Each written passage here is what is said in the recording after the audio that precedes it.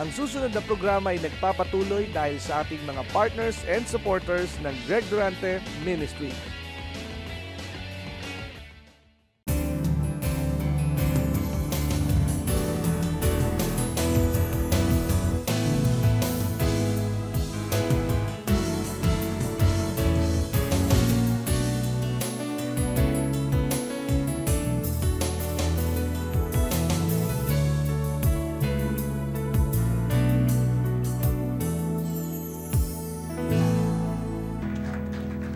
Huwag mong gagayahin ang gate guard na nung sabihan ng propeta, bukas babaha ng pagkain sa Jerusalem.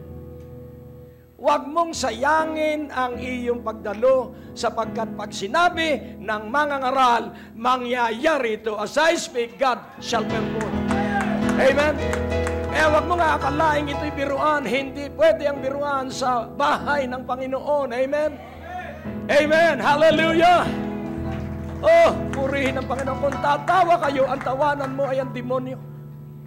Pero wag ang salita ng Diyos. Bow down your head. Ito na ang mensahe. O Diyos, wala kang katulad. And serving you is great. Believing you is even greater. Kaya hayaan mong sa buhay namin, wala kaming gawin kundi pataasin at palakihin ang paniniwala namin sa iyo. Mangyari po ito sapagkat bawat isa ay may tatak ngayong gabi ng sobrang kasaganaan, sobrang pagkilos ng iyong dakilang kanang kamay. Sa makapangyarihang pangalan ni Jesus, at ang bawat isa ay nagsabi ng Amen. Amen. Hallelujah. Kapag naranasan mo ang kakaibang himala, magiging kang laging maaga sa gawain sapagkat hahanapin mo ang panibagong himala. Ang Diyos po ay napakabuti. Tandaan mo, ang Diyos ay napakabuti.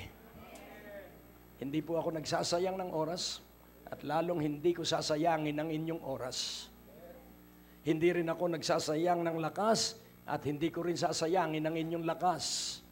Hindi kayo magpupuyat ng walang magiging bunga. Sapagkat bawat pagtigil sa presensya ng Diyos ay laging merong sobrang pagpapala na higit kaysa ating inaasahan. We all hope and we have great expectation. Lahat tayo may pag-asa at meron tayong malaking inaasahan. Kaya kailangang laging palaki ng palaki ang iyong inaasahan. Huwag mong tingnan ang iyong edad sapagkat hindi sa edad. Merong 8 years old na ginawang hari sa Israel. Kaya walang edad na tinitingnan ng Diyos. Ang kanyang tinitingnan ay yung kanyang balak. Walang edukasyon na tinitingnan ng Diyos. Ang kanyang tinitingnan ay yung kanyang panukala. Kaya kung ikaw ay handa na ang Diyos ay makagawa sa iyo, may nangyayari na sa iyo ngayong gabi pa lamang. Laging tandaan mo na ang himala ay nagsisimula sa pananampalataya. Walang ibang paraan sa himala kundi paniniwala. Kaya't kung hindi mo man maintindihan, maniwala ka. Ikaw ba'y naniniwala na yung sukat ng arko ni Noah ay napakaliit para sa mag-asawang elepante? At ang sabi ng Biblia, lahat ng uri ng hayop ay kinuha ni Noah na pares-pares. Napaka-iksi po nung sukat kung babasahin mo ang Biblia, saan kaya niya inilagay yung giraffe? Hello? Yung malalaking hayop. Mabuti sana kung puro ang kinuha niya ay surot at saka langgam. Sobra-sobra po yun. Pero, aywan ko po, pero pag-iisipin ko at gagamitin ko ang sarili kong katalinuhan, masisira ang aking isipan. Subalit ating unawain, kapag nakasulat, laging tandaan mo, ito ay totoo. Pero, kailangan sa Biblia. Amen? Dahil kung nakasulat lamang sa dinding, yun po ay graffiti. Pero kung sa Biblia, yun po ay salita ng Diyos.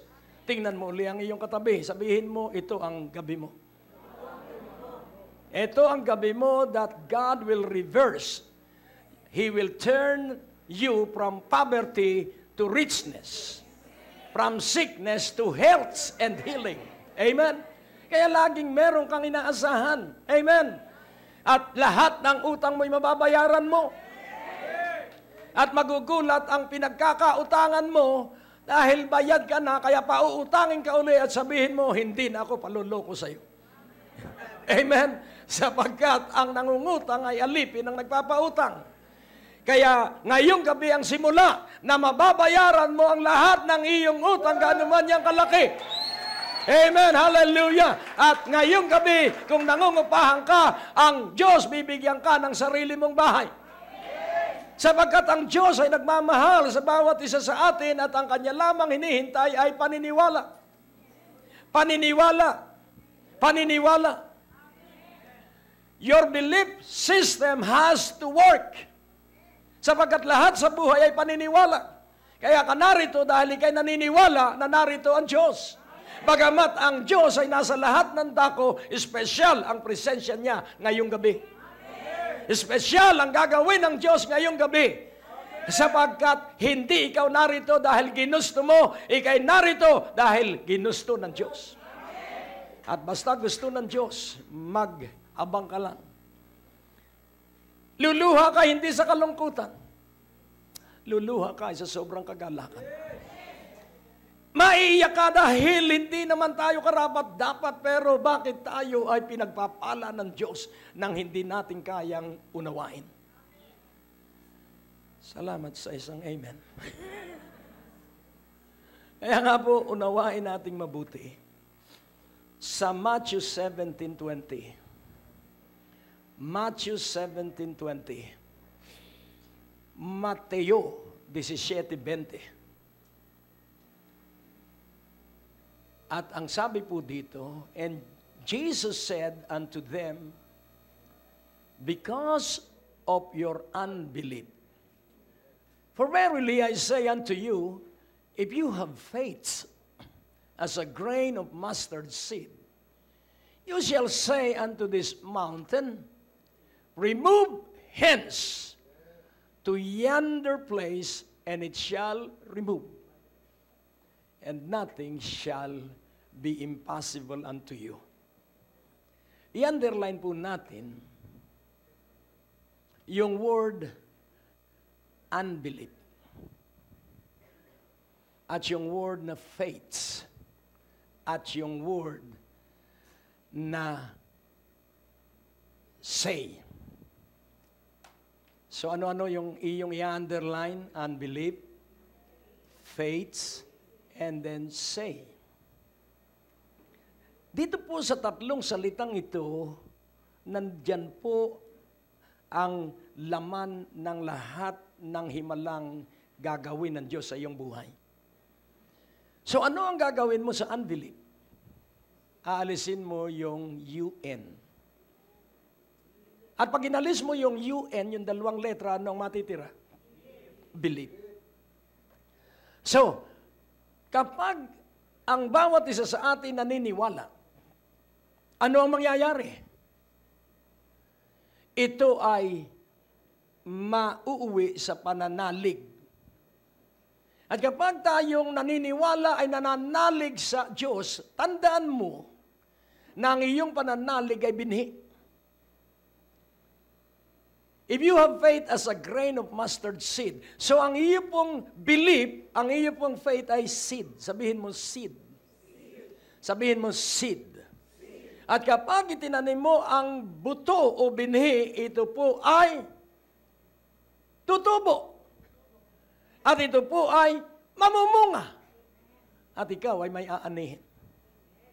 So saan mo itatanim ang seed of your belief, seed of your faith, sa iyong puso at isipan? Kailangan magkasundo. Kaya ang sabi ni David, Lord, unite my heart that I may worship you. Pagkasunduin mo ang aking puso, Panginoon, para ikaw ay aking sambahin. Kaya ang tema, ang esensya ng mensahe ngayong gabi, so that you will have a heart like that of God. Magkaroon ka ng pusong katulad ng puso ng Diyos. Amen. Kapag ang puso mo ay katulad ng sa Diyos, Ang sasabihin mo ay ang iyong pinaniniwalaan at ang sinabi mong iyong pinaniniwalaan ay magiging pagpapala sa iyo. Because God honor His word. And as you speak the word, God will create because He will share that creative power to those who believe. Kaya nga unawain mong mabuti. Kung ikaw may nalulungkot sa pag-uwi mo sa bahay, dahil halos hindi ka na makapasok sa iyong kusina at halos tinatakpan mo ang ilong mo sa iyong kubeta dahil wala kang pampaayos. Pero ngayong gabi, if you have faith, itanim mo sa iyong bahay ang iyong pananalig at sabihin mo, bahay sa pangalan ni Jesus, ikaw ay gaganda. Magtanim ka. Sa iyong hanap buhay, sabihin mo, hanap buhay sa pangalan ni Jesus, ikaw ay uunlad. Hallelujah. Kung walang laman ang iyong savings account o iyong checking account, sabihin mo, mamaya pag-uwi mo, sa pangalan ni Jesus, itinatanim ko ang maraming salapi sa aking savings at current account. Salamat sa apat na amen. Pero yan po'y allowed dahil hindi pa agad makapaniwala ang marami. Pero alam mo, mas maganda yung mabilis umamen. Dahil siya ang unang napagpapala. Amen. Hallelujah. Kaya wag mong iimpitin ang pag-amen. Dahil ang sabi ng Panginoon, kung hindi ninyo ako sasambahin, hindi ninyo ako pupurihin, ang mga bato ang sasamba sa akin. Ang amen po ay pagsang-ayon na mangyari ang lahat ng naririnig ko. Amen? Yun po ang amen. So be it. Mangyari ang lahat ng naririnig ko. Kaya sa pangalan ni Jesus, nangyayari na ang lahat ng iyong naririnig na iyong pinaniniwalaan. Huwag man nang siyasatin kung paano. Huwag mo nang gamitin pa ang iyong theoretical opinion. Huwag mo nang gamitin yan. Wala yang lugar sa spiritual na katotohanan. Kaya ang sabi ng Panginoon, verily, verily, I say unto you. Ano ang ibig sabihin ng verily? Hindi po ibig sabihin mabilis. Ang ibig po sabihin ay truly, truly. Ang ibig po sabihin, katotohanan, katotohanan sinasabi ko sa inyo. Kung kayo'y maniniwala at kung kayo ay merong butil ng pananalig at sinabi ninyo sa inyong opisina na ito'y maging maunlad.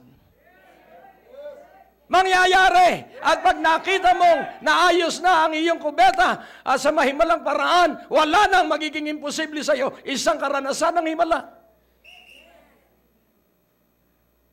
Magiging ka ng matapang na magsabi. Nakukuha niyo po? Salamat sa malakas na ay. Amen. Natututo na kayo. Hindi pwede ang tahimik. Bakit mo'y kahihiya ang salita ng Diyos? Pagkatapos ng paghahandog sa Israel once a year, pag hindi namatay ang mataas na saserdote, magsasayawan sila, magdidiwang sila sapagkat isang taon na sila ay pasasaganain ng Diyos. Kaya ngayong gabi, pasasaganain ka ng Diyos ng kakaiba. Ng todong-todo. Sumigaw ka ng malakas na hiyaw na amen. Praise God, hallelujah. Kaya ang titulo ng mensahe ay simple lang. Do the impossible. Live joyfully. Basahin uli natin sa pagbasang Pinoy, do the impossible and live joyfully. Para hindi mo makalimutan, gawin mo ang mga imposible at mabuhay kang laging nasa kagalakan. Amen? So ano ang iyong gagawin? Una, maniwala ka. Pangalawa, manalig ka. Pangatlo, sabihin mo yung iyong paniniwala. Nakukuha niyo po? Do the impossible and live joyfully. Ito po'y dalawang pangkat. Ang unang pangkat ay doing at ang ikalawang pangkat ay living. So doing and living.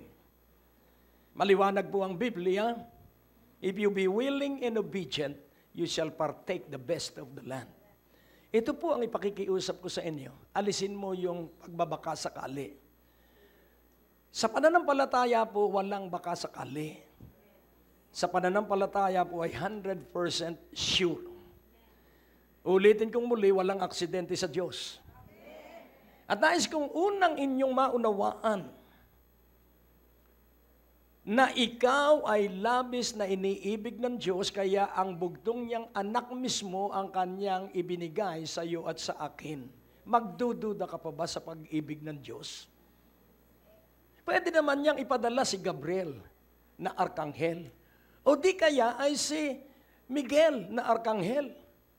Eh bakit ang kanya pang anak? Nakukuha niyo po? Pwede naman siyang lumikha ng tao. Pwedeng si Moses ang ginamit sana niyang nabayubay sa krus.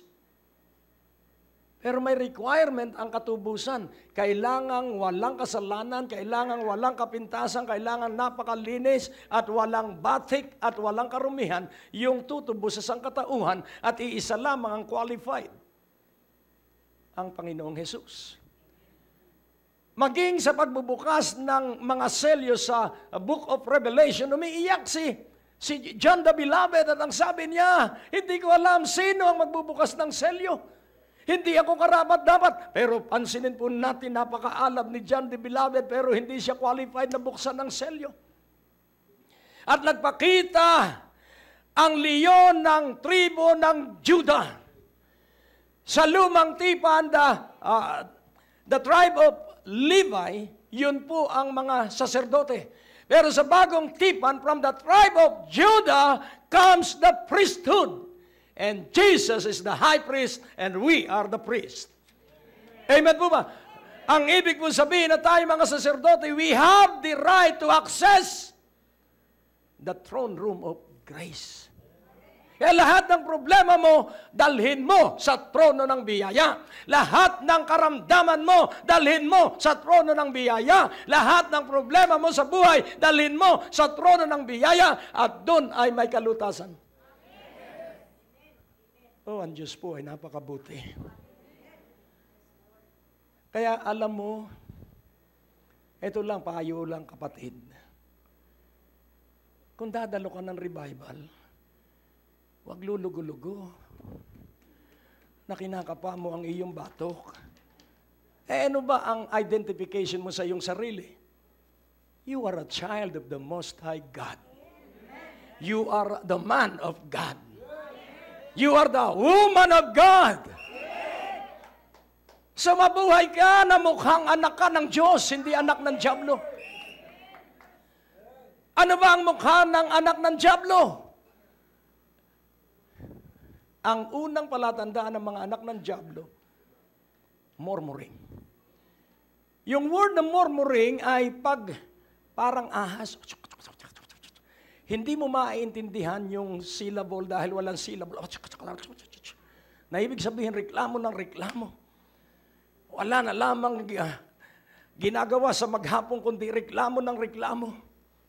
At habang nagrireklamo ang mga tao, lalong itinataboy niya palayo ang pagpapala sa kanya. Sabihin mo sa iyong katabi, gabi mo ngayon kaya nakadalo ka. Ulitin mo, isigaw mo, gabi mo ngayon. Kaya pinadalo ka ng Panginoon. Amen. Maaaring hindi mo maunawa dahil hanggang ngayon isipan mo pa rin ang iyong ginagamit. Kalimutan mo na muna ang iyong isip. Kaya nga, ang sabi ng Haring si David, Panginoon, gawin mong bulag ang aking mata sa mga bagay na masama. Hindi po yung physical na pagkabulag. Gawin mong bingi ang aking dalawang tenga upang hindi ko marinig ang mga pang-uuyam ng mga tao. Kaya ngayong gabi, kalimutan mo muna ang iyong isipan. Ika'y may isipan, pero kaya ka nga bigo dahil sa isipan mo. Sabihin mo, aray. Dahil kung isipan ng Diyos, mabigo ka man, maligaya ka pa rin. Alam mo, kadalasan ng tao dahil sa kalungkutan, mahirap pong umakyat sa MRT o sa LRT pag mabigat ang loob. Hello? Amen. Pero pag maluwag ang kalooban mo, kahit bundok banahaw pupuntahan mo para mag-pray ka. sa prayer mountain. Amen? Kaya nga, unawain mong mabuti, your belief and faith is your seed. Saan mo ito itatanim? Sa iyong problema. Ano ang problema mo? Name your problems and plant a seed to that problem. At makikita mo na isa-isang bumabait ang iyong anak. Dati ang asawa mo ay umiinom ng laklak ng alak dito at doon. Pero ngayon, makikita mong laging nakabuntot na sa iyo ang iyong asawa at kasama mo na sa revival. Bakit? Because you are planting seed to the life of your husband. Huwag yung tanim ng ikaw ay walang kwentang lalaki. Ikaw, kung bakit ikaw pa ang napangasawa ko, you are planting a seed of dissent.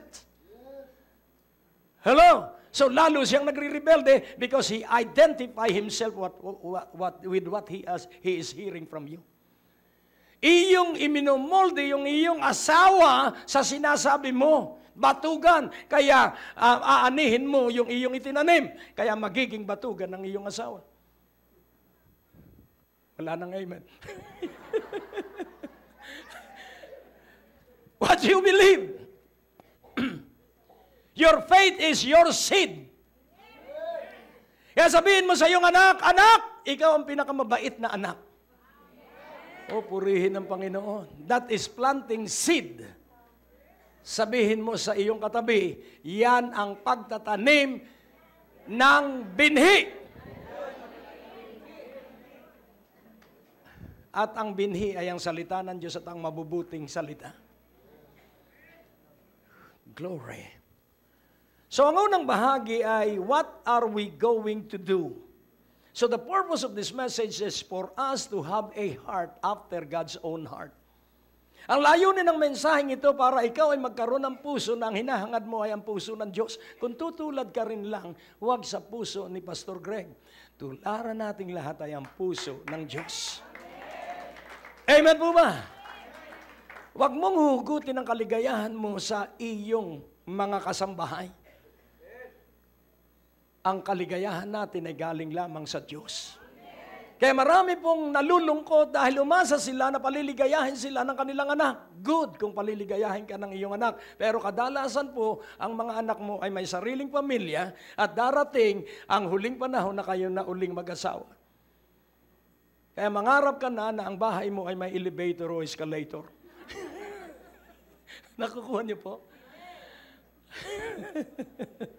Amen. Para iwan ka man ng iyong mga anak dahil sila ay magpapamilya rin, ikaw po ay mag-i-enjoy sa iyong bahay. Dahil kadalasan po ang matatanda pag nag-uusap-usap, alam mo, ang sakit talaga ng tuhod ko. Oo nga ako rin, ang aking talampakan. Oo nga, ang aking tadyang.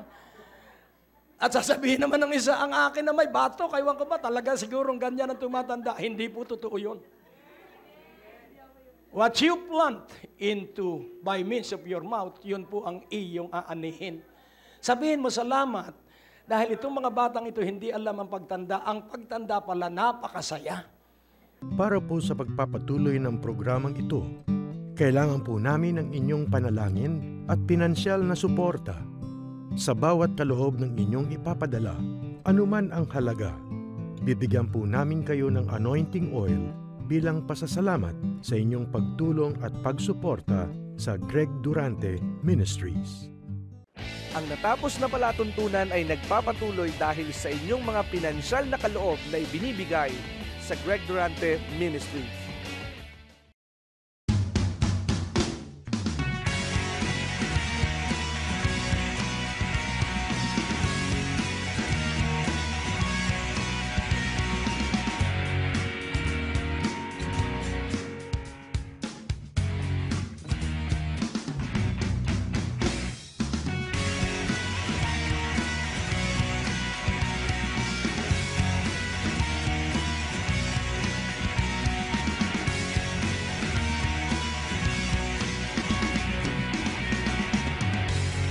Tapos na naman po ang ating palatuntunan at nais po naming makarinig mula sa inyo. Maaari po kayong sumulat sa PO Box 4135 Manila o mag-text sa mga numero na nakikita nyo sa ating screen o tumawag sa mga telepono na inyo pong nakikita din sa ating mga screen at handa po kaming makarinig mula sa inyo ng patotoo ng pagpapala at biyaya at tagumpay. At kung kayo po ay napagpala sa palatuntunang ito, maaari nyo pong ipadala ang inyong mga kaloob sa iba't ibang sangay ng Bangko de Oro sa buong Pilipinas at maihatid ang mabuting balita sa lahat ng panig ng bansang Pilipinas. At kung kayo po ay wala pang dinadaluhang panlingguhang gawain, inaanyayahan po namin kayo sa second floor, Medicare Building, Ortigas Avenue, Green Hills, San Juan, alas 9:30 ng umaga at alas 4:30 ng hapon. Lahat po ay welcome sa gawain ito. At tuwing araw ng Biyernes, meron po tayong Night of Revival sa ganap na alas 6 ng gabi dito rin po sa Green Hills, San Juan. Magsama-sama tayo sa palatuntunang ito sa ganito rin pong oras at patuloy ninyong maranasan ang biyaya at kasapatan ng ating Panginoon, and it's always a great day to live.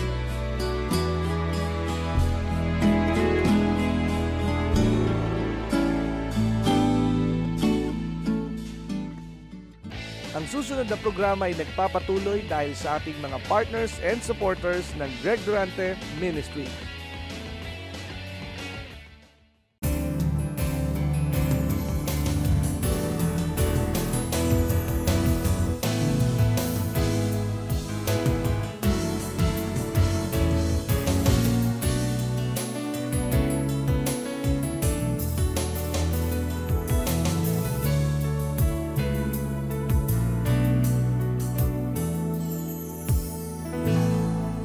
Hello, at bakit hindi ako magiging maligaya sa aking edad?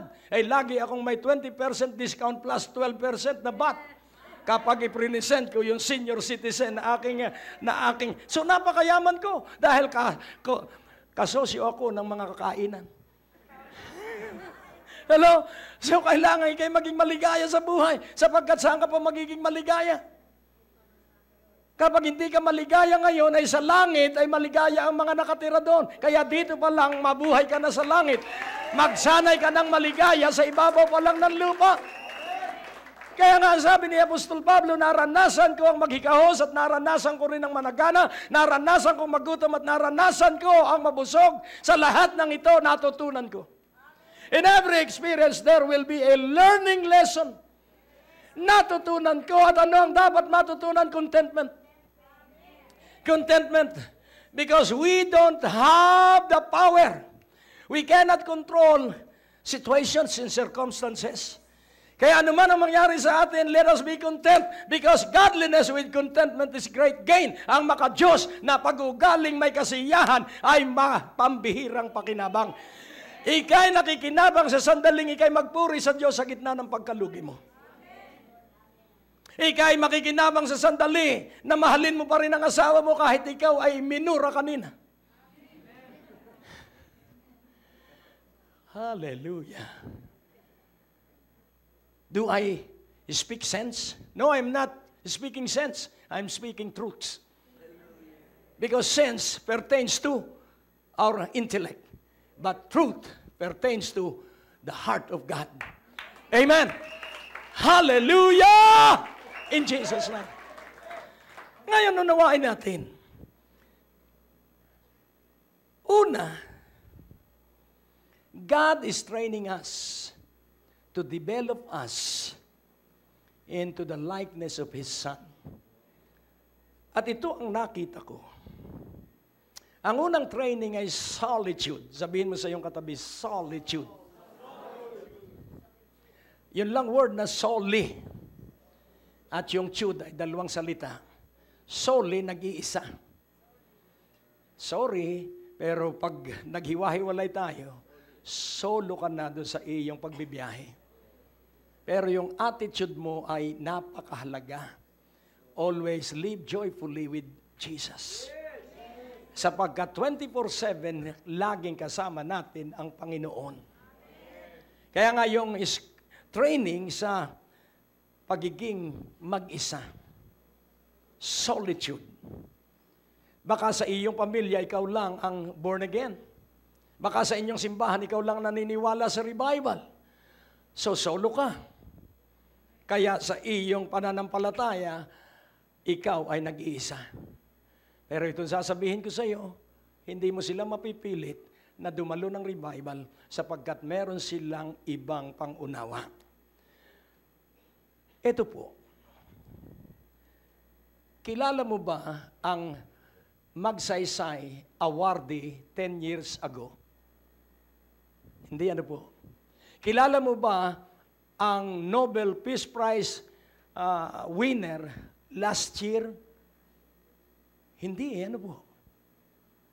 Kilala mo ba ang best mayor in the Philippines in 2010? Hindi, ano po? Pero ito po ang aking sasabihin sa inyo. Kilala mo ba yung nagbigay ng pamasahe sa iyo nung wala kang pamasahe? So you will not forget someone who has concern on your well-being. Hindi mo makakalimutan ang sinumang tao na nagmamalasakit sa iyo yung panahon na dinalhan ka ng mainit na sabaw. Hallelujah! Nung panahon ikaw ay bigyan ng 10,000. Si Pastor Carlos, hindi na niya malilimutan ang gabing ito. At siya'y laging dadalo. Amen? Hindi para ulitin yun. Siya'y dadalo sapagkat naranasan niya ang himala. Kapag nakaranas ka ng himala, wala nang magiging imposible sa iyo. Yun po ang sabi. Once you experience a miracle, there will be nothing impossible with you. Masasanay ka na sa paggawa ng mga imposible. Hallelujah! Kahit na ang iyong tindahan ay nalulugi, ikaw ngayon ay magmamamarcha sa iyong tindahan at sasabihin mo, ito ang tindahan na ginawa ng Diyos. Hallelujah! Aawit ka pa, ito ang tindahan na ginawa ng Diyos. Hello! Magmamarcha ka! Magmamarcha ka! Do not be afraid of your competitor. Amen. Huwag kang matatakot sa iyong katunggali dahil wala kang katunggali dahil ikaw ang number one because of God. Oh, purihin ng Panginoon. Mahirap ba itong unawain? Sa ngayon, mahirap. Pero pag naranasan mo na, madali na. At paano mo nga mararanasan? Plant the seed of belief. Plant the seed of faith. Amen. Hanggang ngayon, dumidiba ako sa harapan ng bahay. At sinasabi ko, salamat sa Diyos dahil ito ang linikha ng Diyos na pinakamagandang bahay. Salamat sa Diyos dahil ililikha ako ng magandang asawa. Amen. Kaya hindi tumatanda yung aking asawa dahil sa aking kapahayagan. I'm sowing seed. Hallelujah. Amen. Mga anak ko ay pogi because ako'y nagtatanim ng bini sa kanila. Mga manubang ko'y magaganda. At yung pangatlo ay maganda rin at malapit ng ikasal because I am planting seed. Amen. Hallelujah. Amen. Hallelujah. So plant seed. At makikita mo na mag-aani ka dahil ikay may itinanim. Amen. Surely, you will have a harvest. Kaya nga po, napakaganda po ng ating pananampalataya. Napakaganda po ng ating mga kabiguan. Napakaganda po ng ating mga kalungkutan. So, the first training is solitude. And then the second training is obscurity. What is obscurity? Hindi ka pa nakikilala ng boss mo, akala niya ay pangkaraniwang kang empleyado. You are obscure. Pero sa sandali na magkaroon ng problema ang iyong opisina, ikaw ang lulutas ng problema ng opisina. At yun yung sandali. All you have to anticipate is a crisis because you are made for a crisis because God developed you to be an impossibility doers. Amen. Just one crisis and God will elevate you. God will exalt you. Wait for the time of crisis and God will raise you up. Hallelujah. Amen. Hindi mo pa rin nauunawaan ito sa ngayon, pero hindi bali. Dahil yung iyong naririnig, ito'y nagiging bahagi na ng dugo at laman mo. Amen.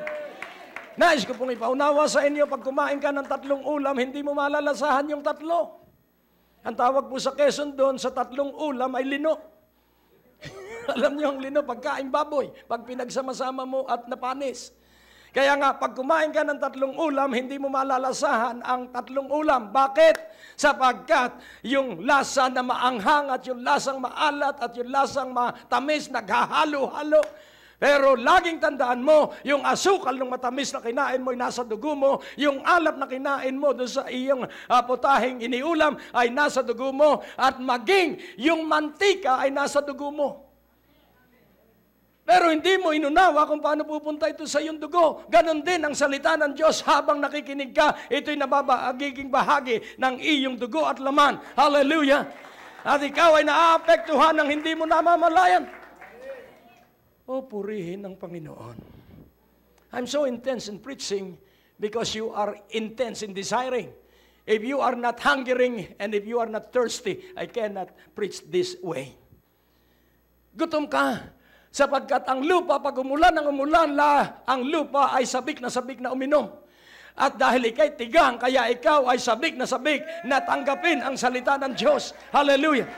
Kaya unawain mo mabuti, if you are unfruitful in the past years, ngayong gabi, you will be fruitful. Amen. Hallelujah. If you are barren in the past years, ngayong gabi, I declare that you will not be barren anymore. You will be the greatest among the greatest. And the only thing that you will have to do is believe. Ganun lang kasimple, Pastor. Ay bakit gusto mo pa'y mahirap? Gusto mo pa'y complicated? Samantalang tatanggapin mo, yes, I believe. Magsanay ka nga, yes, I believe. Yes, I believe. Yes, I believe. And then, ang tagapagturo. So, yung training ground ay solitude, and then obscurity. Pansinin po natin, si Joseph po ay nilagay sa balon, and he experienced solitude. Ang kasama niya sa balon, mga babangis na ahasang ayon sa kasaysayan. Kaya siya natuto na mag-tame ng mga babangis na ahas. Kung paano nangyari yun, huwag na nating alamin. Pero ang alam ko, baka ahas tulog lahat yung ahas doon sa balon. Alam niyo yung ahas tulog, yun po ay kahit tapakan mo, hindi magigising yun. Ahas na tulog siguro yung mga kasama niya. Pero hindi po, ayon sa kasaysayan, mababangis. Pero dahil siya ay possessed by the dream of God. If you are possessed by the dream of God, no devil can touch you. Hello? Huwag kang maniniwala na madadaig ka ng demonyo. Never in your life, hindi ka madadaig ng demonyo. Para ikay madaig, kailangang magbabala siya at makiusap kay Jesus. Dahil si Jesus na nagtagumpay ang siyang namamahala sa atin. We are possessed by Jesus. Hello? Tayo pag-aari ni Jesus. At hindi pwedeng pakialaman ng buong impyerno ang pagmamay-ari ng may-aring si Jesus. Kaya huwag mong paniwalaan na ang mga demonyo, hahadlangan ka sa iyong pangarap. Mahadlangan ka lang kapag hindi ka naniwala sa pangarap.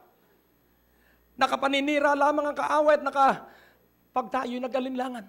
Huwag kang mag-aalinlangan. Kung mag-alinlangan ka man, basta ikaw ay patungo sa pinagpala mong pwesto. Basta paniwalaan mo na ang lahat ng kabiguan mo ay babalik na rin ng Diyos sa tagumpay. Ang lahat ng iyong pagkalugi ay ibabuelta sa iyo ng Diyos ng doble. Kung nawala sa iyo 10 milyon, ang babalik sa iyo 30 milyon. But you have to believe. The initial step is to believe. To believe. To believe. And the second step is to believe. The third step is to believe. The fourth step is to believe. On and on, to believe, to believe, to believe, to believe, to believe, to believe. Do not give place to doubt. Huwag mong bibigyan ng puwang ang pag-aalinlangan sapagkat sa sandali na pag-aalinlanganan mo ang iyong narinig ngayong gabi, tutukain niya ng ibon. Basta paniwalaan mo that you are wise. Paniwalaan mo that you are special to God. At huwag ka na magkukwento ng dati mong buhay, tapos na yon. Dahil pag nagkukwento ka ng dati mong buhay, babalik ka sa dati mong buhay because consciousness will make you aware and you will go back to your past. Kalimutan mo na ang nakaraan. Naalala ko, si Saint Augustine, lumapit sa kanya ang kanyang kirida. For many years, kirida niya yung babae. At dahil nga po ito ay nakasulat sa aklat, medyo romantic yung approach ng kanyang kirida. Arang sabi ng kirida, "Oh, Augustine, my Augustine, please come. And I will embrace you once again." Arang sabi ni Augustine, "I do not know you. But my Augustine, we have lived together for many years. I do not know you. I am not Augustine." Siya ba'y nagsisinungaling? Hindi po. Dahil yung Augustine na makasalanan ay patay na. Amen po ba? Siya'y bago ng Augustine. Kaya ang sabi ng Biblia, if any man is in Christ, if any woman is in Christ, he is a new creature. Wala na ang dati mong buhay. Huwag mo nang balikan yon. It is under the blood. Grace covered all our failures and sin as if we have done nothing at all. Yan ka po sa harapan ng Diyos. Kaya wag mo nang balikan ang mga lumang awitin. I know that someday.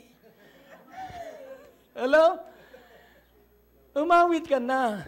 Because He lives, I can face tomorrow. Nakukuha niyo po? Nagkakaroon na ng healing sa iyong memory ngayong gabing ito. Healing of memory is taking place right now. At wala ka nang maaalaala kundi kabutihan ng Panginoong Hesukristo. Wala ka nang maaalaala kundi ang mga tagumpay ng Panginoong Hesukristo sa iyong buhay. So, ang tagapagturo po, dalawang salita, monotony at reality. Ano po ang monotony? So, pansinin po natin, monotone. Na pag umawit ay iisang tono.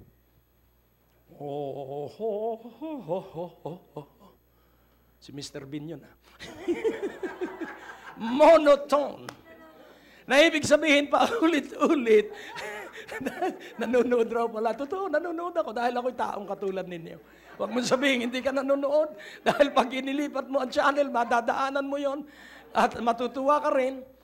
Dahil siya nakakapagbunot ng ngipin ng sarili. At nakakapaggupit siya ng sarili. Kaya ako po ay tao, kaya ako'y maligaya. Amen? Kaya ako ay masagana dahil ako ay tao pa rin. Alam mo, pag nawala yung childish trait sa iyo, sabi nga ng isang lalaki, if that childishness or childlike attitude is removed from a person, parang siya ay nagsara na sa daigdig. Kaya gusto kong kalaro ngayon, mga bata. Gusto kong kalaro ngayon, yung katulad ni Johan na hindi makakapagsalita dahil sanggol pa. Katulad ni Saki na ibinili ko ng time zone para kami may oras sa isa't isa. Alam niyo yung time zone, maglalaro kami dalawa. Tigisa kami ng bola. Meron po akong attitude of a child. Kaya hindi po ako nababagot sa buhay. Pag lagi ka nagkukulong sa iyong kwarto at basa ka ng basa, tatanda ka agad. Dahil saan mo gagamitin yung iyong binasa? Gamitin mo sa iyong asawa, gamitin mo sa iyong mga anak, gamitin mo sa iyong mga manugang, gamitin mo sa iyong mga apo. Amen. Because a good person leave inheritance to the child of his children. Ang mabubuting lalaki at babae nag-iiwan ng pamana sa mga apo. Kaya hindi kayo maka-amen dahil ang akala mo wala kang ipamamana. Marami ka pong ipamamana. Yung magandang ugali mo ay magandang pamana. Amen. Ang pagdala mo sa revival ay magandang pamana. At pag ikaw ay may magandang pamana, you have affected your child and you have influenced your child the right way of influencing them. And what is the best inheritance that you can leave behind? Yung iyo pong pagkamapanalanginin. Mga apo, pray muna tayo. Mga apo, halika. At bago tayo kumain, manalangin muna tayo. Yun po'y mga pamana na pag lumaki ang iyong mga apo, hindi po nila ito kalilimutan. At kapag sila'y sanay na makipag-usap sa Diyos, ang lahat ng imposible ay mapagtatagumpayan nila sapagkat ang bawat imposible ay isang panalangin lamang ang kailangan. Oh, purihin ng Panginoon. Are you blessed? Praise God. Salamat sa divided room. Hallelujah.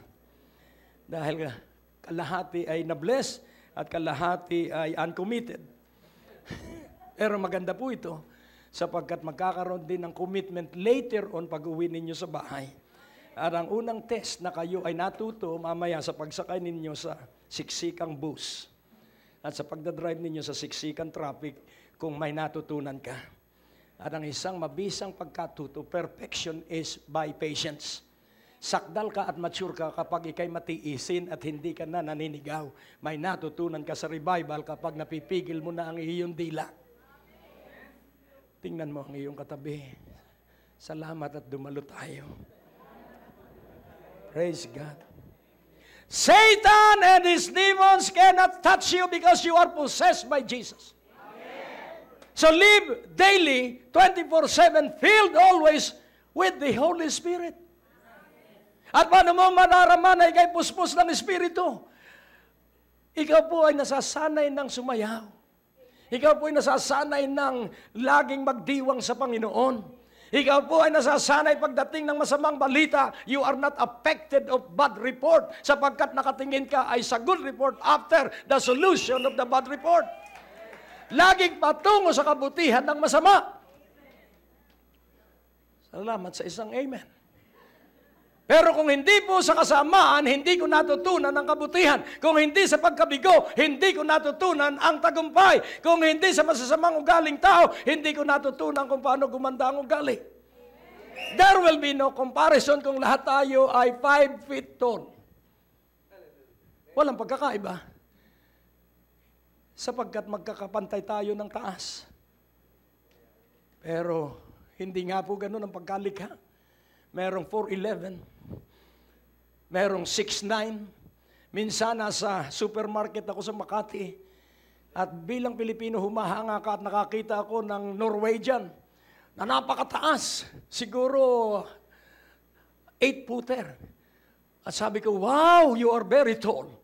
Tinitigan ako, are you insulting me? Tinitigan ako. Ay, sa akin paghanga lang bilang bata. Eh sa kanya pala, nakaka-insulto pala yun. Palibhasa, hindi siya naabot ng NBA. Pinapalakpakan ang matatangkad. Ano po? Pero ako'y umagwat dahil baka ako'y bigwasan. At tinitigan ko siya. So, siya ay aking binabanatan sa titig. At nakita ko na siya hanggang sa pagbabayad nakatungot, ako'y awang-awa naman sa kanya. Dahil siguro napagtanto niya, dayo ako dito, kahit maliit itong lalaking ito, talo ako rito, kukuyugin ako rito. At yung asawa niya ay 4'11". 8-footer, 4'11" yung asawa. Kaya sabi ko talagang iba ang pag-ibig. Nakukuha niyo po? Kaya nga po ngayong gabing ito, do not be afraid. Amen? Act on what God designed for you to be. Huwag kang matatakot, kumilos ka, tumakbang ka sa narinig mo ngayong gabi at maririnig mo pa sa mga darating na araw. And then, ang susunod, persist. Persist with your eyes focused on where you are going. And lastly, in closing, expect the best. Always expect the best. Amen. Always believe na pag-uwi mo, may himalang nag-aabang sa iyo. Paglalakad mo, may himalang makakasalubong ka sa lahat ng landas na daraanan mo. Naghanda ang Diyos ng mga himala at pagpapala. Again, I repeat, you cannot be touched by the devil and his demons. Why? Because you are possessed by Jesus Christ. You are covered by the blood. Hallelujah. And the name of Jesus is your powerful weapon. Kaya nga po sa pagtatapos, let your heart be like that of Jesus. O Diyos na dakila amang makapangyarihan, ikaw po'y lubhang napakabuti. Kaya ngayon, ang iyong mga anak ay matatagumpay ng lahat at mayayaman ng lahat. Kaya maghimala ka sa kanilang buhay ngayong gabi. In the mighty name of Jesus. Hallelujah. Para po sa pagpapatuloy ng programang ito, kailangan po namin ng inyong panalangin at pinansyal na suporta. Sa bawat kaloob ng inyong ipapadala, anuman ang halaga, bibigyan po namin kayo ng anointing oil bilang pasasalamat sa inyong pagtulong at pagsuporta sa Greg Durante Ministries. Ang natapos na palatuntunan ay nagpapatuloy dahil sa inyong mga pinansyal na kaloob na ibinibigay sa Greg Durante Ministries.